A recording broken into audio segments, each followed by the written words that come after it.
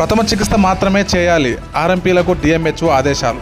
రాయదుర్గం నియోజకవర్గంలోని పట్టణంలో 5 మండలాల పరిధిలోని వివిధ గ్రామాల్లో ప్రజలకు వైద్య సేవలు అందిస్తున్న ఆర్ఎంపీలు కేవలం ప్రథమ చికిత్స మాత్రమే చేయాలని డిఎంహెచ్ఓ బ్రహ్మరాంగతి ఆదేశాలు జారీ చేశారు. పట్టణంలోని కనేకల్ రోడ్లో ఉన్న ఏపీ ఎన్జిఓ హోంలో మంగళవారం నియోజకవర్గ స్థాయి ఆర్ఎంపీల సమావేశం నిర్వహించారు. ఈ సందర్భంగా ఆమె మాట్లాడుతూ ఇటీవల కాలంలో ఆర్ఎంపీలు పరిధి దాటి వైద్యం చేస్తూ ప్రజల ప్రాణాల మీదకు వస్తున్నట్లు మా దృష్టికి వచ్చిందన్నారు. ఈ నియోజకవర్గంలోని ఆర్ఎంపీలు చేసిన వైద్యం విక్రయించి 2 ప్రాణాలు పోయినట్లు మీడియాలో కథనాలు కూడా వచ్చాయన్నారు. కావున ఆర్ఎంపీలు ప్రథమ చికిత్స కేంద్రం అని మాత్రమే బోర్డులు వేయాలని, ప్రథమ చికిత్సా కేంద్రంలో మీ సర్టిఫికేట్లు అతికించుకోవాలని, పారాసిటమాల్ మాత్రలు మాత్రమే ఇవ్వాలని, ఓఆర్ఎస్ ప్యాకెట్లు పంపిణీ చేయాలన్నారు. ఆర్ఎంపీ వైద్యులు ప్రథమ చికిత్స మాత్రమే చేయాలని సూచించారు. అంతకుమించి వైద్యం చేసే చట్టపరమైన చర్యలు తప్పవని హెచ్చరించారు. అంతకుముందు ఫిబ్రవరి 20వ తేదీన ఆర్ఎంపీ వైద్యం వికటించి పట్టణంలోని గ్యాస్ గురి చెందిన పూజారి విజయ్ కుమార్ మృతి చెందిన ఘటనపై విచారణ చేసినట్లు ఆమె తెలిపారు. ఆర్ఎంపీ వైద్యం వికటించి యువకుడు మృతి అనే శీర్షిక పత్రికల్లో వచ్చిన వార్తలపై 15వ వార్డులో ఉన్న సచివాలయంలో మృతి భార్య శిరీషతో పాటు కుటుంబ సభ్యులను పిలిపించి విచారించినట్లు ఆమె తెలిపారు. ఆరోపణ ఎదుర్కొంటున్న ఆర్ఎంపీ వైద్యులు చెన్వీర అందుబాటులో లేరని హైదరాబాద్ వెళ్ళినట్లు తెలిసిందన్నారు.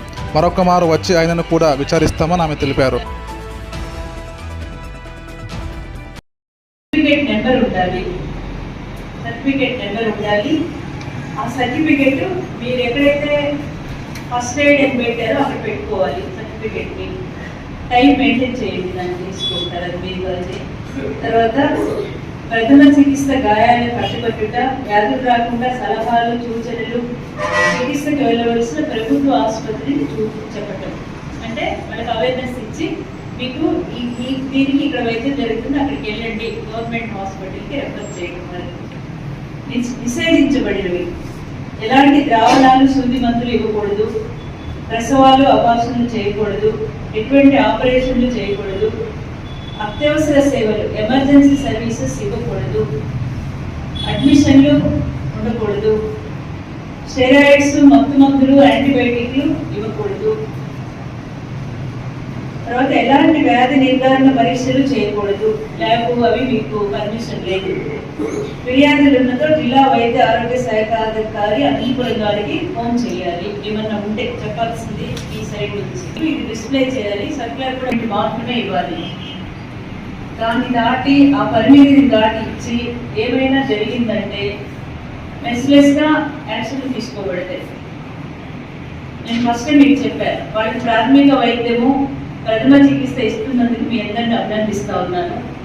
కానీ పరిధి దాటించి పేషెంట్కి కానీ ఎలాంటి గ్రీవెన్సెస్ జరిగినా దానికి తగిన చర్యలు ప్రైవేట్ హాస్పిటల్ యాక్ట్ ప్రకారం చర్యలు ఉంటాయి. దానికి కూడా మీరు ఆలోచించుకొని వైద్యం చేయాలి.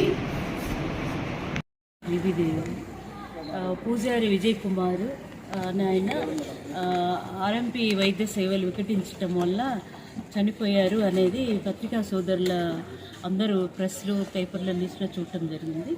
దాని మీద ఎంక్వైరీ కని వచ్చాము. నాకు వైద్యం చేసిన ఆయన అయితే ఆర్ఎంపీ ఆయన లేరు, ఆయన ఏదో హైదరాబాద్లో పని ఉండిపోయారంట, రేపు రాత్రికి వస్తాం మేడం అన్నారు. తర్వాత పూజారి విజయ్ కుమార్ వాళ్ళ భార్యని వాళ్ళ అమ్మని పిలిచాము, మాట్లాడాము. తర్వాత మన కౌన్సిలర్, మాజీ కౌన్సిలరు ఉన్నారు, మేడం కూడా వచ్చిన్నారు. వాళ్ళని పిలిచి ఎంక్వైరీ చేయటం జరిగింది. వాళ్ళు చెప్పడం ఏంటంటే ఆ పూజారి విజయ్ కుమార్ వాళ్ళ నాన్నగారు సడన్గా హార్ట్ అటాక్ వచ్చి చనిపోయారంట. ఆ బాధతో ఆయన 3 రోజుల నుంచి కంటిన్యూగా ఆల్కహాల్ తీసుకున్నాడంట. వితౌట్, వాళ్ళ భార్య చెప్తుంది, ఏమి ఆహారం తీసుకోకుండా ఈ మందు కంటిన్యూగా తాగుతూనే ఉన్నారు. తాగేసినప్పుడు తీసుకుని పోయాము ఆర్ఎంపీ ఆయన దగ్గరికి. నేను చూడను, ఈయన తాగేస్తున్నాడు, పెద్ద హాస్పిటల్కి తీసుకుపోమని చెప్పారమ్మా. పెద్ద హాస్పిటల్కి తీసుకెళ్ళాను నేను. ఆ రోజు తీసుకెళ్ళటానికి కావాలా, ఇంటికి వచ్చి మళ్ళీ తీసుకొని వెళ్ళేసరికి చనిపోయారని చెప్పారు హాస్పిటల్లో అని ఆయన భార్య చెప్పటం జరిగింది. ఇప్పుడు ఆమె రిటర్న్గా కూడా రాసి ఇచ్చింది. మరి ఇంకా కారణం ఏంటనేది సిహెచ్సికి వెళ్ళారు కదా, అక్కడ వెళ్ళి ఆ డాక్టర్తో ఎంక్వైరీ చేస్తారు. ప్రాథమిక ట్రీట్మెంట్ మాత్రమే వాళ్ళు చేయాలి. ఏమంటే కట్టు పెట్టడము, ఓఆర్ఎస్ ప్యాకెట్ ఇవ్వటము, పారాసిటమాల్, అంతేగాని అంతకుమించి వైద్యం చేయటానికి లేదు.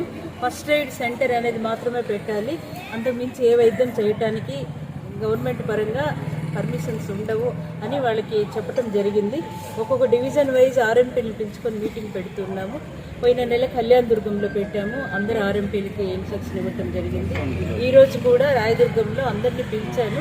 వాళ్ళకి ప్రైమరీ ట్రీట్మెంట్ వరకే ఇవ్వాలి, లేకుండా ఆ ప్రైమరీ ట్రీట్మెంట్ అనేది అంటే ఫస్ట్ ఎయిడ్ ట్రీట్మెంట్ దాటి వాళ్ళు వైద్యం చేస్తే వాళ్ళకి మీద యాక్షన్ తీసుకోవటం జరుగుతుంది, వాళ్ళ మీద చర్యలు తీసుకోవటం జరుగుతుందని క్లియర్గా స్పష్టంగా నేను చాలాసార్లు చెప్పాను. ఇప్పుడు కూడా వాళ్ళకి మీటింగ్ పెట్టుకొని వాళ్ళకి ఇన్స్ట్రక్షన్ ఇచ్చి వెళ్తాను. మేడం 2 సార్లు టౌన్లో ఇన్స్పెక్షన్ చేశారు, ఆర్ఎంపీలకు సంబంధించినటువంటి క్లినిక్లు నోటీసులు కూడా సర్వ్ చేశారు, ఇంకోసారి సీజ్ చేశారు కొన్ని. మీరు సీజ్ చేసిన మరుసటి రోజు 2 రోజులకే క్లినిక్లన్నీ ఓపెన్ అయినాయి, ప్రైవేటు ఆర్ఎంపీ క్లినిక్లన్నీ కూడా. ఏం లేదండి, సీజ్ చేస్తాం, మేమేం పర్మిషన్ కూడా ఇవ్వలేదు. నేను మళ్ళీ చూస్తాం, మీరు చెప్పారు కదా, ఇప్పుడు చూస్తాను ఏ ఓపెన్ చేశారు వచ్చాను. నేనైతే పర్మిషన్ ఇవ్వలేదు, సీజ్ చేసిన వాళ్ళకి ఎవరికి మళ్ళీ నేను పర్మిషన్ అంటే ప్రైవేట్ హాస్పిటల్ వాళ్ళు డైరెక్ట్ గా డిఎంహెచ్ఓకి మేము 50,000 లంచం ఇచ్చామని చెప్పేసి కూడా ఆరోపిస్తున్నారు. లేదండి, మీరు ఏ విధమైన ఎంక్వైరీ అయినా చేయండి, ఎక్కడ అలాంటిది జరగదు, తప్పకుండా చర్యలు తీసుకోవటం జరుగుతుంది. నాకు తెలిసి డిఎంహెచ్ఓగా నేనే చాలా సీజ్ చేశాను. నేను ఆర్ఎంపీ వైద్యం వికటించి అని రాశాం కదా, పత్రికల్లో వచ్చింది. పత్రికల్లో ఇప్పుడు రాసిన వార్తలు తప్పంటారా, ఇప్పుడు ఎంక్వైరీ తప్పంటారా? అంటే ఎవరైతే సఫర్ అయినారో విక్టిము, ఆయన చనిపోయిన ఆయన భార్య తల్లి ఏం చెప్తారో వాళ్ళే దగ్గరుండి వైద్యం చేయించారు కాబట్టి వాళ్ళు చెప్పిన దాన్ని మనం పరిగణలోకి తీసుకుంటాం అనమాట. వాళ్ళ దాని మీదనే ఎంక్వైరీ, తర్వాత ఆయన్ని కూడా ఎంక్వైరీ చేస్తాను. ఆయన లేరు, అవైలబుల్ అవ్వలేదు, 2 డేస్లో వస్తారంట. అంటే వాస్తవాలు వెలికి తీసే ప్రయత్నం అంతా చేయరను. ఎంక్వైరీ అదే కదండి, ఎంక్వైరీ చేస్తాను. ప్రిస్క్రిప్షన్స్ ఉన్నాయి, ప్రిస్క్రిప్షన్స్ ఉన్నాయి, వీడియోస్ ఉన్నాయి. వాట్ ఎవర్ ఇట్ జరిగింది అది వేరే, కానీ ఆరిజినల్ ఏముందో దాన్ని కాజునైతే మేము ఎంక్వైరీ చేస్తాం.